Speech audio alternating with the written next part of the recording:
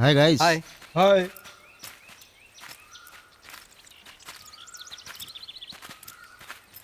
विशाल रुका, बोला अभी घरे मत जाइए काहे? प्लीज। आज काजल के जन्मदिन बा। लेकिन लेकिन मत कर। माई के गुजरला के बाद पहला बार वो अपन जन्मदिन मना रहल बिया। का हो अपन जन्मदिन के केक हमरा से ना कटवेबू का? बिसलवा के हमरा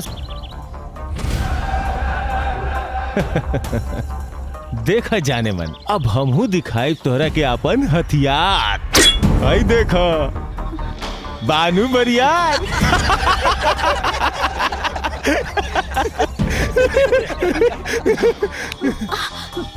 अरे अब जल्दी से केक काटा और अपन हाथे से हमरा के खियावा।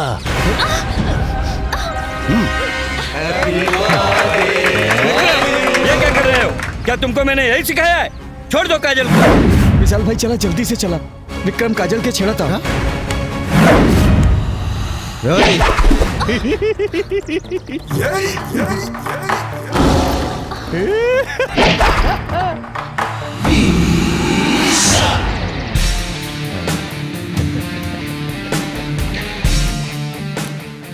काजल, अगर नारी ममता की मूर्ति है तो चंडिका रूपी काली भी है। नारी सृजन के क्षमता रखे ले तो संहार के शक्ति भी। तू अपन नारी शक्ति जगावा, एक कमीना के सबक सिखावा। इदा है नहीं।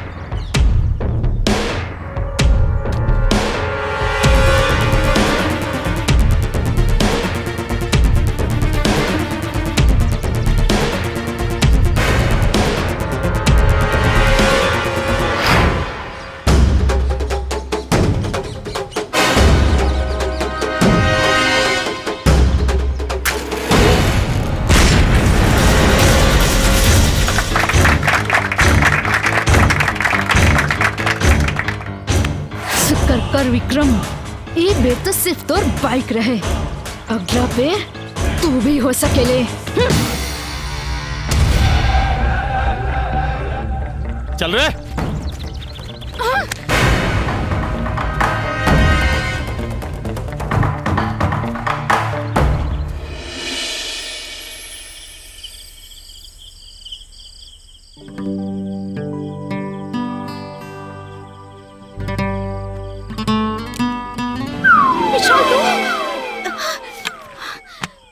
हाँ हो करे जा। बाबू जागले तो हमार का होई। तो जान जाइए बिटिया जवान हो गई बिया। बेशरम। काजल बेटी, बेटी दूध पी के सूत जाइए, ढेर रात हो गई। हाँ बाबूजी। उठा, इतना रात के तू यहाँ का है? हाँ बताओ तनी।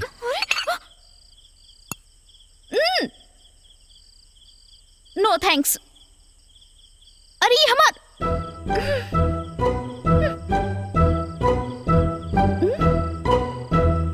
तार जन्मदिन मनावे आइल बानी। दूध पी के। हाँ, जन्मदिन त्योहार तो तुरंत।